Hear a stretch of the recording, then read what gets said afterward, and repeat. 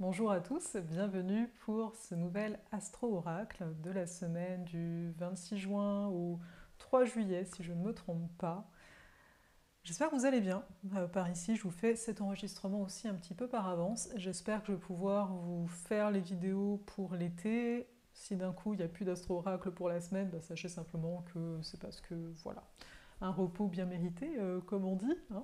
Voilà, donc présentement, je suis à Chartres, je ne suis pas du tout chez moi, comme vous vous en doutez.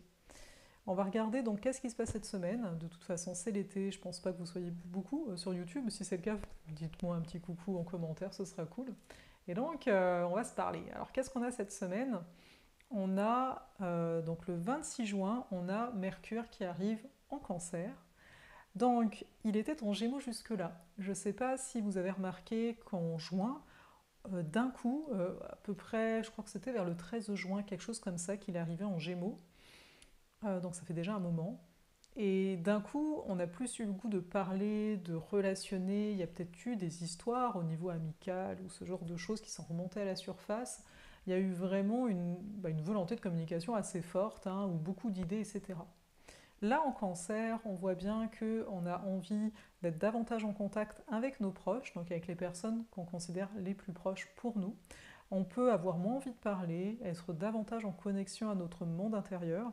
Et si quelque part vous essayez coûte que coûte de vous exprimer que ça marche pas trop, peut-être simplement de revenir à l'intérieur de vous. Ça va être la meilleure des options. On continue pour cette semaine, hein, on va également avoir le même jour. Donc vous avez pu ressentir ces énergies quelques jours avant et durant cette semaine encore. Mars va former un carré à Uranus. Donc Mars en Lion forme un carré à Uranus en Taureau. À chaque fois qu'on a un contact Mars-Uranus, ça peut être une très grande nervosité ou tout simplement beaucoup d'énergie qu'on va avoir le goût d'utiliser. Donc si vous êtes en déplacement, en voyage, ça se peut que waouh, ça bouge, vous allez un peu partout et vous allez très bien utiliser cette énergie-là. Si ce n'est pas le cas, peut-être que vous vous sentirez peut-être, comment dire, dans l'urgence pour certaines choses, notamment Mars-Lion, c'est pour des projets peut-être personnels ou des projets qui vous tiennent à cœur, ou de voir que peut-être que vous essayez de faire certaines choses, vous êtes motivé plus par la reconnaissance que par ce que vous êtes en train de faire. Et ici, l'Uranus Taureau, ça peut être en lien au corps, ressentir une certaine fatigue, ça peut être simplement quelque chose donc d'imprévu. Uranus va compromettre votre façon de faire habituelle. On peut demander à changer, quoi. Changer peut-être aussi de rythme. Le 30 juin, on a Neptune qui va commencer sa longue rétrogradation, hein, parce que ça dure énormément de mois.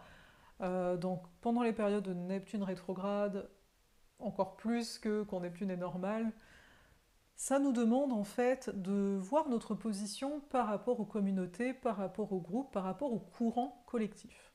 C'est-à-dire que quand Neptune n'est pas rétro, alors à part ceux qui l'ont rétro dans la carte de naissance, hein, on peut avoir tendance à se dire ah, il y a plein de gens qui font une certaine chose, donc ça doit être bien, allez hop, j'y vais. Ah, tout le monde dit qu'il faut qu'on soit en communauté et tout ça. Oh, je croise n'importe quelle communauté, j'y vais. En fait, avec un Neptune rétrograde, c'est d'avoir beaucoup plus de discernement par rapport au groupe, par rapport aux idées collectives, par rapport à tout ce qui peut vous être amené en mode collectif. Donc c'est pas de la méfiance à avoir, c'est du discernement, hein. Ça ne veut pas dire qu'on vous veut du mal, ça veut dire que par rapport à vous, repositionnez-vous pour voir est-ce que ça fait réellement du sens. On va aussi être plus porté à trouver finalement notre propre connexion, donc connexion à notre âme, connexion divine, connexion à ce que vous voulez en termes de mots, mais il y a une recherche d'une certaine sensibilité. Les personnes qui peuvent se sentir seules sont vraiment invitées à se dire mais est-ce que ta foi intérieure est bel et bien ancrée? Est-ce qu'il y a peut-être ici moyen d'aller connecter, malgré ce que je viens de dire juste avant, mais dans cette justesse-là, parce que je me sens connectée et non parce que je veux combler un vide, est-ce qu'il n'y a pas moyen de rencontrer des personnes qui sont similaires? Le 1er juillet, on a Mercure qui va former une conjonction au Soleil. Donc pareil, on ressent ça un peu avant, un peu après. Les contacts Mercure-Soleil, ça peut être des moments où on se sent complètement aligné entre ce qu'on va exprimer et ce qu'on va ressentir, notamment ici, je dis ressentir parce que c'est le cancer, donc notamment ici, on peut avoir de belles discussions, des discussions où on sent que l'autre nous écoute vraiment, où on est dans notre sensibilité, donc ça peut nous faire du bien.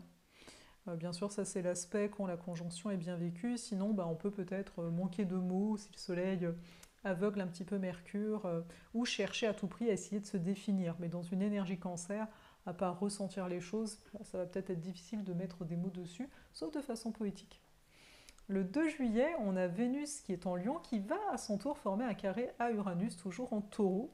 Donc c'est intéressant de voir que dans un premier temps, on a eu Mars, qui est le côté plus combatif en nous, et dans un second temps, on a Vénus. Ici, c'est au niveau de nos valeurs. Vu que nos façons de faire ont dû changer, ou notre rythme, etc., on va peut-être se rendre compte que ce qui est réellement important pour nous, c'est pas ce qu'on croyait. On peut avoir une volonté, Vénus en Lion, avec une volonté de s'aimer davantage. C'est pas pour rien que le sentier de Vénus commence le 1er juillet aussi, hein. Voilà, il y a quelque chose de venir se bousculer en dedans pour replacer ce qui est réellement important ou ce qui ne l'est pas vraiment. Donc voilà, et voilà, je disais jusqu'au 3 juillet. Après le 3 juillet, justement, sera la semaine suivante et on va commencer ça avec une pleine lune, hein, on s'en parlera, il y aura la vidéo et compagnie. Donc simplement, c'est le dernier appel, dernier moment pour pouvoir embarquer pour le sentier de Vénus aphrodisiaque. Après, vous n'allez plus en entendre parler, pour certains, ça fera du bien peut-être. Et, euh, et pour les autres, sachez que c'est le dernier moment, là, ça commence le 1er juillet. En embarquant, vous avez accès à l'atelier de Vénusia que j'ai donné en juin. Donc 2h, 2h30, je ne sais pas encore au moment de tourner cette vidéo, je vous parle de Vénus rétrograde en Lion, où on voit qu'est-ce que ça donne dans votre carte du ciel, et vous avez même un PDF qui va reprendre tout ça. Et donc aphrodisiaque, là, le sentier de Vénus, c'est du 1er juillet et jusqu'à, je sais plus, à peu près peut-être le 12 août, c'est 6 semaines en tout cas. Ouais, quelque chose comme ça, enfin, c'est 6 semaines, vous verrez. Et à chaque semaine, on va voir Vénus en signe en maison. Même si vous ne connaissez pas trop l'astro, sachez que je vous explique les choses, donc vous ne devriez pas être trop perdu. Et c'est surtout qu'après, je vous parle en termes humains, pas forcément en termes astrologiques, hein, pour visiter les différents espaces relationnels, relations avec nous, relations en couple, relations avec les autres de façon plus large.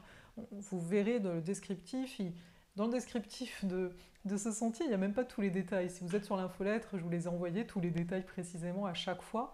Donc sachez que c'est là et que c'est le dernier moment. Voilà, on ne peut pas faire mieux ici. Donc là-dessus, je vais vous laisser et je vous dis peut-être à la semaine prochaine. On va voir s'il y a encore des astro-oracles. Je vais voir ce que je peux faire avant que je me mette un peu en congé parce qu'il y a grand besoin. Voilà, prenez soin de vous.